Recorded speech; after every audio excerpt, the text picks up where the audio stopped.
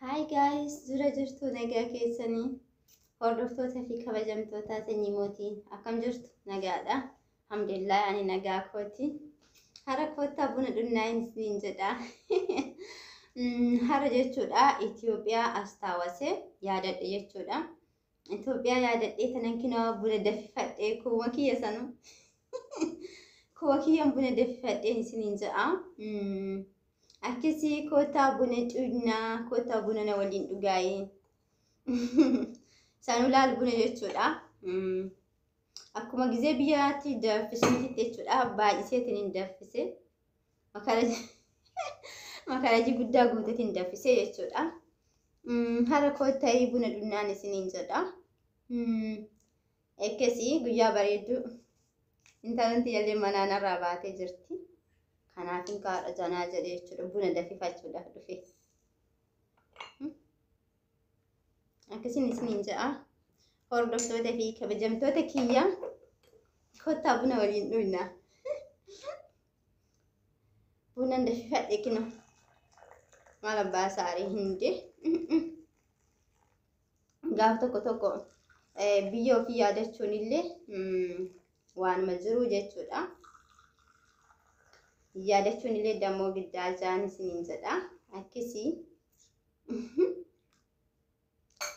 Akkasi kaa koottaa haadhuinu koottaa qo'aasinitti argisiisa. Kinooti buna gurraacha kinoo akka ajaa'ibaatitti danfiseetiin jira. Koottaa haadhuinuun isiniin jedha.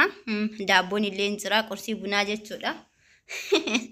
Koottaa buna haadhuinu akkana kinoo. Hara jechuudha. Biyya kiyya yaadadhe kanaafin ka'ee buna danfisee jechuudha. Duraan jechuudha innaa maatiin kiyyaa akkasii gabaafaa deemu jechuudha. Ani intala gaxariiti. Asumaan bara.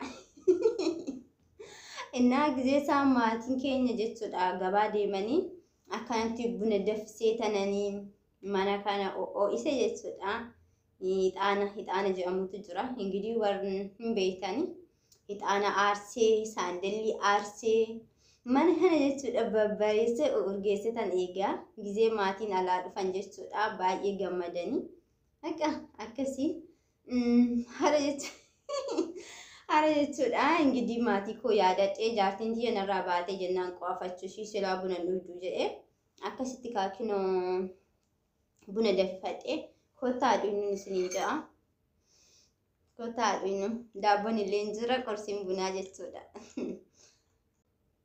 Innaa akkasiin isiniin jedha. Uummata keenya jechuudha. Fakkeenyaaf amma jechuudha. Kubaa kiyyan jira jechuudha. Namni na bira hin jiru. Garuu osoo namni na bira jiraate akkam des nama jedha. Akkam nama gammachiisa jechuudha. Osoo namni na bira jiraate. Kubummaan akkana dammoo jechuudha uummata keenya wal jaaladha. Keessayyuu jechuudha keessayyuu warroonni Oromoo afaan Oromoo dubbatan jechuudha dhugaa rabbii walirratti shira hin yaadina ibaakkaachuu wal jaaladha. Jaalala wayya jibba dhiisaa kufaatii obboleessa keessanii kufaatiin obboleettii keessanii isin hin gammachiisin maaliif geeru? Maaliif isin gammachiisa? Fakkeenyaaf jechuudha namni tokko yoo guddate jechuudha. Namni tokko yoo guddate yoo sii ol ta'e jechuudha itti gammaduu qabda malee itti gadduu hin qabdu.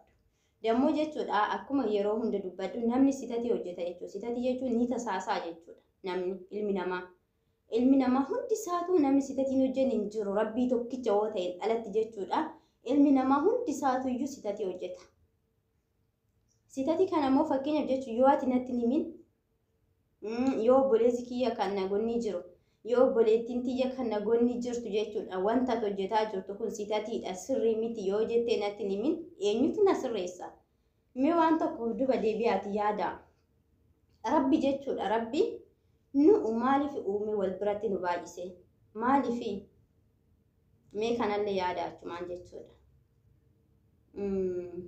Akka sitatii keenya akka waliif waganii taanu akka wanta hojjennu jechuudha. Yoo nani badii hojjedhe ati immoo wanti kun gaarii miti jettee irraa wal deebisnuufi jechuudha. Malee akkan walitti kolfinu kufaatiin obboleessa keetii inumaa sin kuffisin kufaatiin obboleetti keetii inumaa sin kuffisin sin kolfisiisin jechuudha. Humaa sin kolfisiisin warra boo'e waliin boo'a warra gammade wajjin gammada akkas nu wayyaa jechuudha. Yoo isaan rabbiin illee nu jaalata osoo uummanni kun wal jaalate addunyaan tun jechuudha hin beeku ani waan ishiin taatu silaa bunni tuni takkitti nama 50 gahaa ture silaa jechuudha. Namni 50 dhugee fixatu ture osoo jechuudha uummanni keenya wal jaalate kubbaayyaa takkittiin tun jechuudha namni 50 keessaa fixu jechuudha. Salaabii itti fide wanti nutu jechuudha nu hojjennu waan baqa waan wasaka ta'eef waan gaarii waan hin taaneef jechuudha. Wanti nu hojjennu illee barakaan godhanne wanti nu harkaan qabnu illee barakaan godhanne jechuudha. Kun immoo hojii rabbiiti. Waan gaarii haa hojjennu malkaam